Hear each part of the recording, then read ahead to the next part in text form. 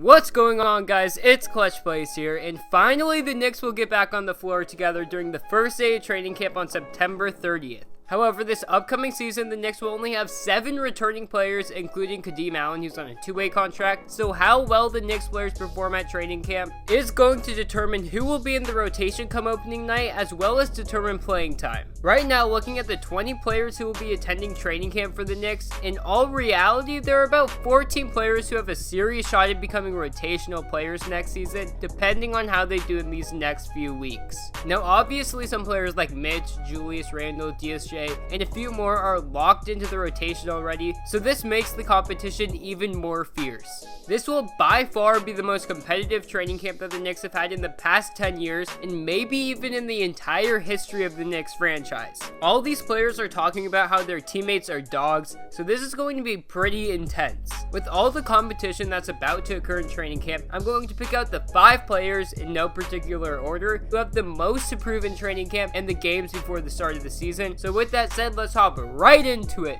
Number 1, Frank Ntilikina. In the FIBA World Cup, Frank averaged 9 points, 2 assists, and 2 rebounds in 19 minutes per game, all on pretty good shooting percentages. He did pretty well on the offensive side of the ball and was great on the defensive side as well, which he really always is great on the defensive side. The big question with Frank has always been his aggressiveness, since he seemed to get nervous about shooting and would always look to pass at all costs. His entire French team believed in him the entire time in China and wants him to succeed because they truly do think he can be a good NBA player at some point in his career. Right now, Frank does not have a true spot in the Knicks rotation, but if he stays aggressive in training camp and can perform well, he should have some sort of role on the Knicks. This training camp is extremely important for Frank as a player for the Knicks, and if he doesn't perform well, he could very easily be out the door. With that said, Frank has so much to prove this training camp, and hopefully he can break out of his shell this season, starting in training camp in the preseason. Number 2, Kevin Knox. Coming into the season, the Knicks have Marcus Morris, Ignas Brazdeikis, and Reggie Bullock, who will all compete for minutes at the small forward position. However, Reggie Bullock will not play for the first half of the season, so heading into training camp, he will only be competing with Marcus and Ignas. Last season, Kevin had decent stats on poor shooting percentages, but he's been working so hard this summer with Fizdale and the Knicks coaching staff. Out of everyone on the Knicks roster, Kevin Knox has the most flexibility with the amount of minutes he will play next season, because if he performs well in training camp, he probably will win the starting small forward position over Marcus Morris. But if he does poorly, he could very easily have his minutes cut into by Ignas and Reggie Bullock as the season goes on.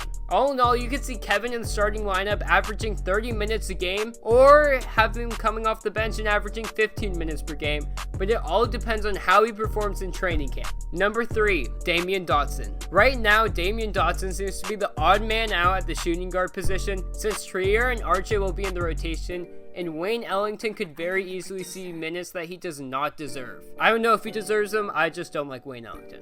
On top of this, with Frank's performances getting better and better, there are going to be even less minutes available at the guard position, and as it stands right now, Dotson could go from starting 40 games last season to not even playing opening day. Dotson will have to stand out among the guards by showing that he can knock down threes consistently and guard his teammates on the perimeter. Dotson has a lot to prove this upcoming training camp to ultimately get some type of minutes, or else he could be seeing himself on the bench and maybe on his way out the door via trade. Number 4, RJ Barrett. This is a bit trickier because right now it's hard to say where the Knicks view RJ's position coming into the NBA and what his role will be this upcoming season.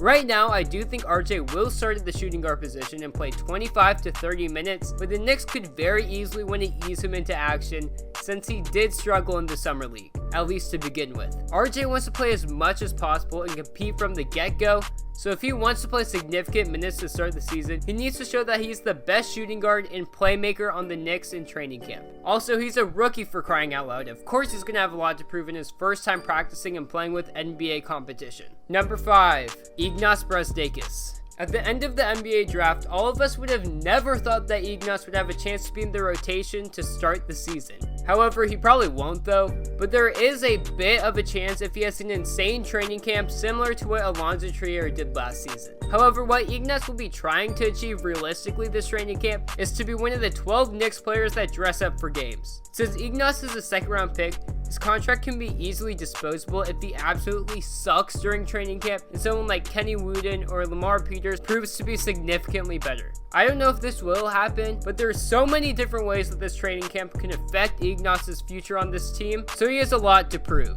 And on top of all of this, he's a rookie too, and a second round pick who's overlooked by so many different teams, so he's got a heck of a lot to prove. Now for the players who were not on this list, they were either veterans who have proven themselves already and don't really have much room to get better or significantly worse, or younger players who have distinct roles on the team. Many of you guys may be wondering why Elfrid Payton is not on the list, and this is because he will be playing about 15 to 20 minutes, whether it's at the starting or backup point guard position. Other than that, let me know what players you agree with the most on this list, and if there are any players you think that have a lot to prove this training camp who are not on this list. With that said, if you enjoyed this video, please leave a like, and if you've been keeping up with my past videos, hit the subscribe button.